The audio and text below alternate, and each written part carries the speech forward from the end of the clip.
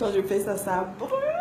Certaines, celles qui m'adorent se disent, let's go, hello girl, hello girl. Mais celle qui me déteste là, qu'est-ce qu'elle fait encore celle-là? Mais tant mieux. D'une part, celle qui m'aime, d'une part, celle qui ne m'aime pas, contribue à mon élévation. Je rends grâce à Dieu d'avoir des ennemis. Ça prouve que je suis devenue quelqu'un. Thank God. Oh.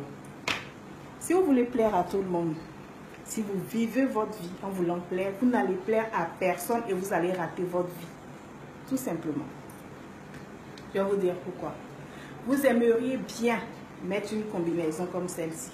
Vous avez le corps qui s'y prête. Mais vous vous dites, si vous la mettez, cette combinaison-là, le voisin va dire, madame tant, elle met des choses comme ça maintenant. Ou, vu que c'est échancré, tous ces seins sont dehors.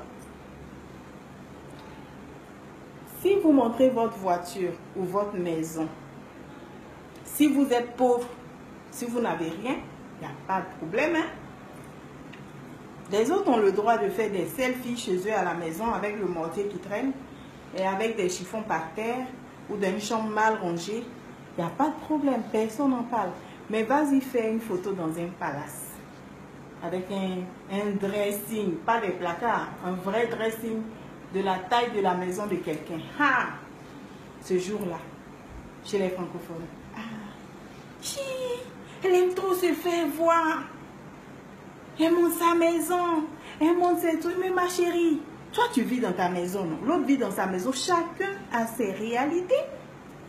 Si la personne vit dans un palais et qu'en mangeant, la personne a envie de faire un selfie et que sa salle à manger est sublime, mais c'est sa vie qui est là. C'est pas inventé. Soit tu fais bien des photos chez toi, non? Ou alors, quelqu'un fait son truc. Là, le petit tour là que j'ai fait. Elle aime montrer ses fesses. Elle aime faire ci. C'est mes fesses. Ce sont les tiennes. Ce sont les tiennes que je montre. Ça, c'est pour toi. La personne même qui m'a épousée ne se plaint pas. Où est ton problème? Mon mari aime. Il n'aime pas les femmes vulgaires. Mais il aime les femmes qui en jettent. Il y a des hommes qui ont peur que les femmes soient belles et tout ça. En passant, les gens vont fuir, les gens vont les draguer et tout ça.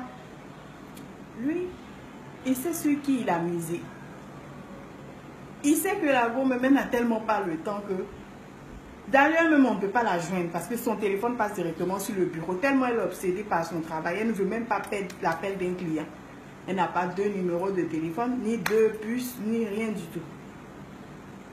Il a le code de son téléphone. Il a tous ses codes de tous ses réseaux sociaux. Ok. La gomme ne sort jamais. Elle est toujours à la maison. C'est boulot, maison, à peine, même si elle a le temps de manger.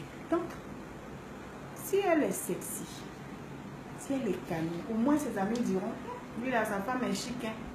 C'est une fierté. En 2018, c'est une fierté pour un homme. Qu'on dise que sa femme est canon, elle est bien foutue. Et puis, mon petit conseil pour vous, si vous êtes marié et que le sein il descend ici, le soutif est là, quand vous arrivez chez vous, franchement, le teint, on ne sait plus. Ici, à partir d'ici, on ne peut plus regarder. Peut-être que vos hommes là, ils n'ont pas les moyens. Si le gars il est pauvre, il s'en pousse son trou, ou bien il galère jusqu'à pour amener 5 000 à la maison. Il a autre chose à penser qu'une femme qui est canon. Vous allez aller vous associer là-bas pour être écrit ensemble. Des gens que vous voyez bien fichus dans des vies soft. Mais si le gars il a trimé toute sa vie pour se faire un nom, pour avoir une notoriété, pour avoir un compte en banque blindé, excusez-moi, ça ne marche pas. Donc au lieu de juger les gens, sachez que chacun a son histoire, chacun a ses réalités, chacun fait ce qui est nécessaire pour lui pour vivre. Cette vidéo n'est pas question de moi. Pour en venir à mon petit tour, je vais vous dire pourquoi je fais ça. Parce que je suis très fière de tout ça. Ça m'a coûté de l'argent. Ça m'a coûté des nuits blanches. Ça m'a coûté, comment on va dire, hier par exemple, on ne va pas aller loin, j'ai eu faim de 22 h jusqu'à 4 h du matin où je suis restée en ligne. J'ai eu la dalle. J'aurais pu appeler en bas pour qu'on me monte un plateau. Mais voilà ce que je me suis dit. Ma belle, demain matin, quand tu vas te réveiller, quand tu vas monter sur ta bascule, tu auras 1 kilo en moins. La faim que tu as là, c'est ton corps qui est en train de puiser dans ses réserves. Et les réserves, tu en as. Le ventre, il est plat désormais. Mais j'ai encore un peu de centimètres ici. Donc, le corps a de quoi faire. J'ai attrapé mon cœur jusqu'au matin. Le matin, quand je me réveille avant de prendre une douche, je fais du sport. Ok. Mais si j'ai fini de faire tout ça là, c'est pour aller mettre une burqa. Mais je suis fière. Parce que j'ai fait des efforts. Toi, tu es en train de manger ton riz, boudou, boudou, boudou, manger ton foutou. Quand tu as envie, même le soir, tu profites. Moi, j'aime le foutou aussi. Hein. J'aime manger. Mais j'ai choisi de rester en forme et d'avoir un corps que je peux manipuler facilement. Donc, s'il te plaît, hein, laisse-moi me réjouir. Parce que c'est ça. De toute façon, toi, tu te réjouis de ta viande de brousse et de ta sauce feuille, toute la grosse bouffe, les pâtes que tu manges pour grossir là. De toute façon que tu te réjouis là. C'est comme ça que moi, je me réjouis de ne pas manger et puis de pouvoir avoir tout un pain ventre plat malgré la maternité. Bref, ça c'était pour rigoler un peu. Ça c'est pour celles qui vont aller me charger. Il y a une fille qui m'a dit qu'on parle de moi et qu'elle est trop gentille, elle m'aime trop. C'est pour ça qu'elle est venue me dire pourquoi je tourne quand je fais mes vidéos. Elle-même là, j'ai vu ses vidéos, on la filme, elle est en train de marcher. Jean, elle remet ses fesses et puis on la filme. Elle n'a pas vu ça, c'est pour moi là qui est choquant. Vous voyez comment les hommes sont. C'est pour cela que je vous dis, vivez vos vies pour vous. Ne vivez pas pour les gens. Ne cherchez pas à leur plaire. Vous n'allez jamais leur plaire. En voulant plaire aux gens, ils vont même vous détester davantage. Vivez vos vies. Vous aimez une reporter là? Il y a des gens qui ont peur d'être ridicules, qui sont doués dans des choses. Aujourd'hui, on est en 2018. Si tu me regardes, c'est parce que j'ai accepté d'être ridicule. Mais aujourd'hui, ceux qui sont ridicules, c'est eux qui sont riches. Donc, je préfère être ridicule. Parce que moi, je veux devenir quelqu'un. Je suis déjà quelqu'un. Parce que dans le ridicule, là, j'ai une très belle vie que j'aime, que je continue de travailler pour améliorer. Bref, ça c'est pour rien. On va parler plus sérieusement. Si vous avez des objectifs à atteindre, si vous avez des choses à faire, faites ces choses-là. Vous ne savez rien. Le temps que vous êtes en train de perdre là, à ne rien faire, à trouver des excuses, à trouver que vous n'êtes pas assez belle pour aller au-devant de certaines choses, à trouver que s'il n'est pas réglé, compte dans le temps que vous avez à vivre. Si vous avez 100 ans à vivre, vous aurez déjà gaspillé 20 années dans le doute et dans la crainte parce que vous voulez plaire aux gens. Lancez-vous. Vivez. Vivez vos vies. Parce que ce que vous devez retenir, voilà moi ce qui me tient en éveil. Malgré tout ce que ces gens-là disent, je peux vous assurer que ce soit chez vous à la maison, que ce soit vos meilleurs amis, qui vous influencent, qui vous empêchent de vivre vos vies, ces personnes-là, quand vous serez mort, malgré tout leur amour, ils iront au cimetière. Pardon, ces personnes iront au cimetière, ces personnes, elles iront au cimetière. Mais aucune d'entre elles n'ira dans le cercueil avec vous. Malgré tout l'amour là, ces personnes vont faire tout le cinéma possible, mais il n'y a personne qui ira avec vous là où vous allez. Mais si vous n'avez pas vécu vos vies, vous aurez perdu du temps à vouloir plaire aux gens. Vous aimiez une robe que vous n'avez jamais portée. Vous aimez peut-être être vu. Vous n'avez jamais osé de peur qu'on vous critique. Vous serez passé à côté de vos vies. Et ces personnes seront encore là parce que la terre va continuer de tourner. La preuve, les gens postent des photos pour pleurer quelqu'un de cher. Mais néanmoins, d'autres posent une photo où ils sont en train de fêter soit un anniversaire ou un mariage. Le monde ne va pas s'arrêter de tourner. Donc pourquoi est-ce que le monde s'arrêterait de tourner quand moi, Kevin, je porte ma combi et que je me sens belle et que je fais mon tour parce que j'aime les fesses pour lesquelles je travaille si dur. Je fais des squats tous les jours. C'est normal que j'ai des fesses répandues, je n'ai pas volé. Donc je suis fière de pouvoir porter quelque chose et puis de savourer ça. Pourquoi je me cacherais? Pourquoi je me cacherais? Si je voulais me cacher, j'aurais mis une burqa et pas une combinaison. Voilà, on est en 2018. Je vis avec mon temps. Essayez de vivre avec votre temps. D'accord? Quoi d'autre? Qu'est-ce que je voulais vous dire d'autre? Ouais, c'était ça. Ah, un petit bonus. Réalisez-vous. Le temps n'attend pas. Croyez-moi. C'est pas parce que vous êtes jeune que le temps compte. Rien ne vous garantit le lendemain. C'est aujourd'hui votre vie. Donc, c'est-à-dire, vous devez avoir des principes de base, des responsabilités. Vos journées doivent être meublées. Si vous avez du temps à perdre, tellement de temps à aller faire des ragots sur les autres, vous venez sur Internet où aujourd'hui, le simple fait d'être suivi rapporte de l'argent. Il y a des gens qui sont influenceurs parce qu'ils ont 1 million de followers, ils ont beaucoup d'abonnés, donc tout le monde va vers ces personnes-là pour faire de la pub parce que ces personnes sont suivies. C'est ça les influenceurs. Vous passez votre vie sur les réseaux, vous mettez un pass Internet pour dénigrer, pour critiquer, vous ne vous rendez pas service et le temps passe. Là, on est quoi? En novembre? Oui, non, octobre. Octobre, on a 2 mois alors pour que l'année soit finie pour être en 2019. Donc, toute l'année 2018, qu'est-ce que tu as accompli? Moi, je sais qu'en 2018, j'ai ouvert 2 nouvelles boutiques et que j'ai créé 2 sociétés à l'étranger. Ça, c'est ma petite fierté. C'était mon objectif. Je l'ai marqué sur un papier. J'ai dit en 2018, avant la fin de l'année, voilà ce que tu as fait, ma belle. Je n'ai plus dormi. Je n'ai plus de vie.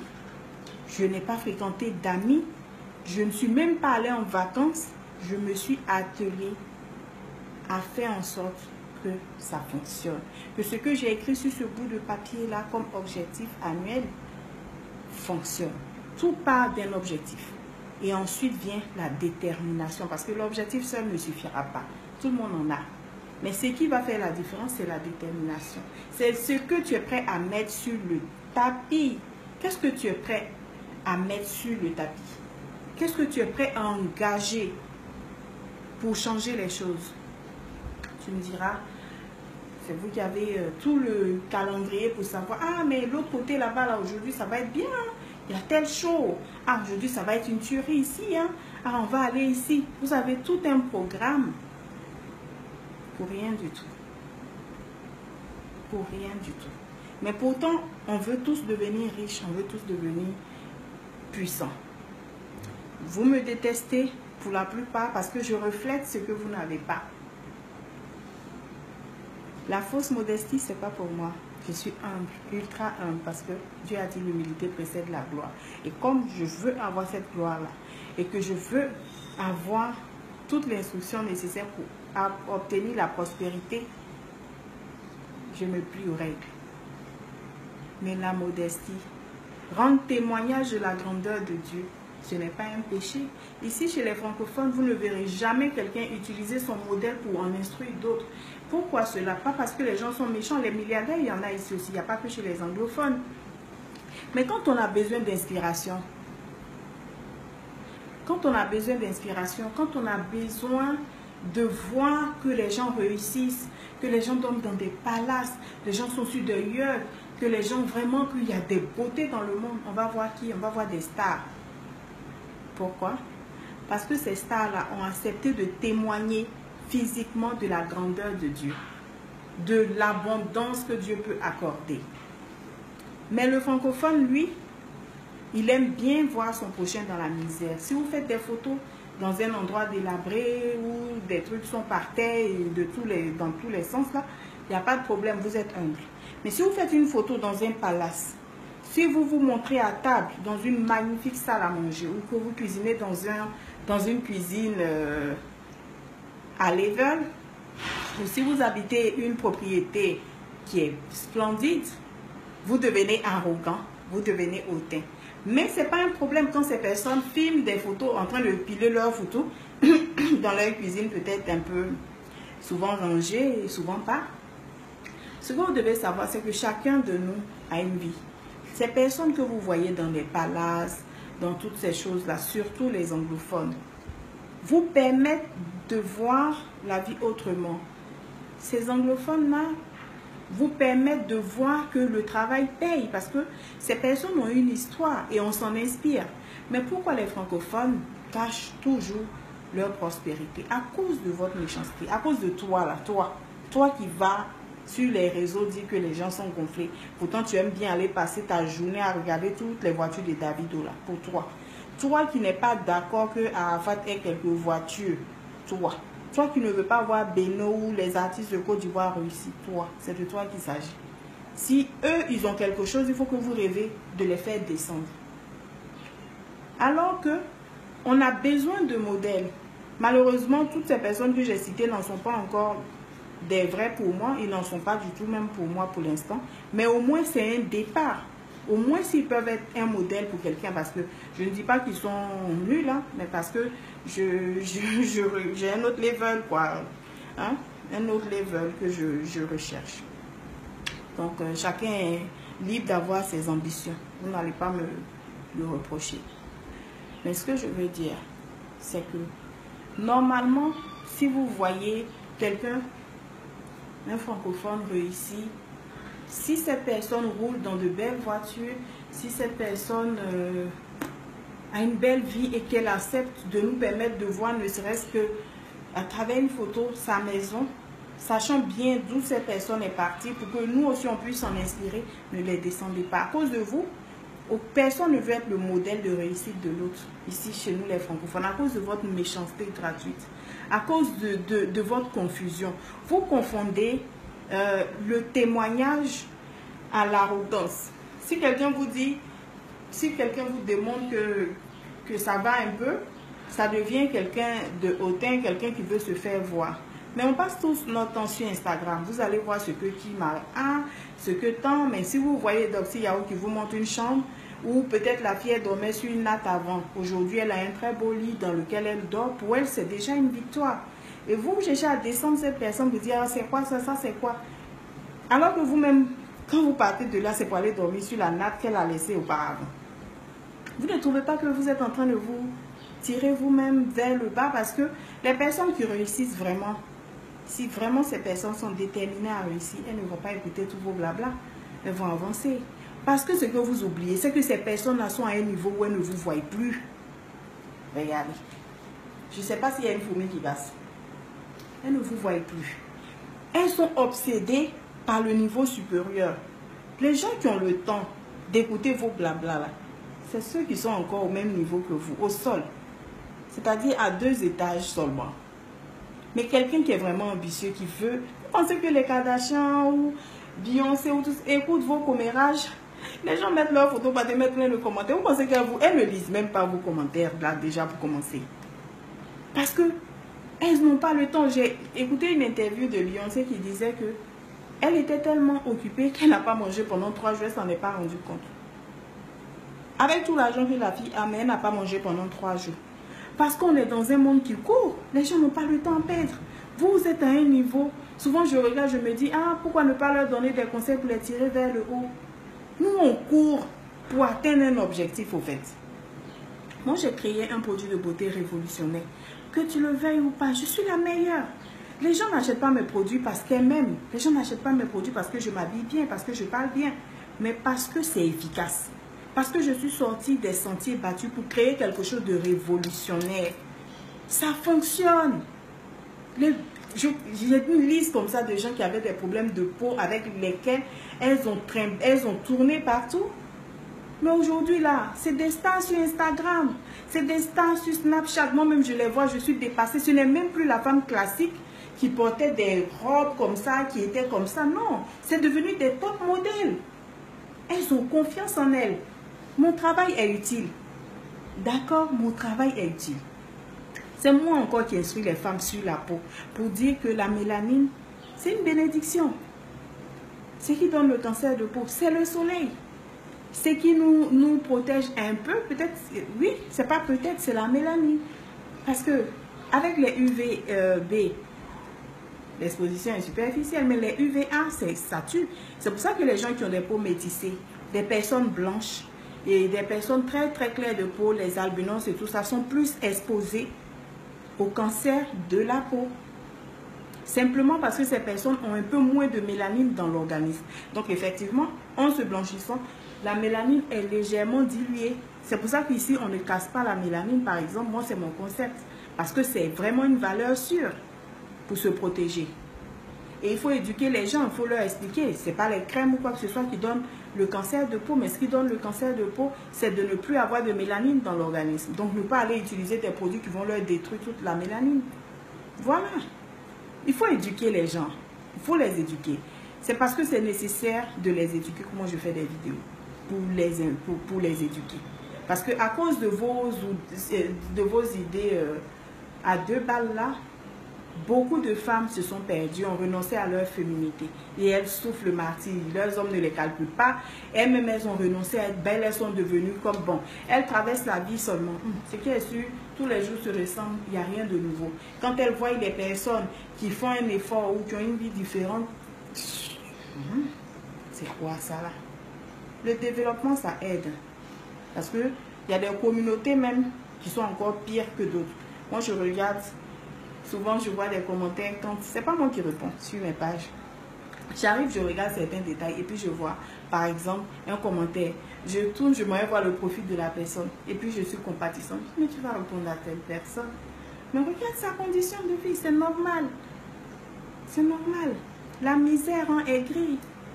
C'est pour ça que je vous dis, battez-vous. Parce que la réussite, la réussite, c'est comme une maison que vous avez en location. Mais c'est une location qui se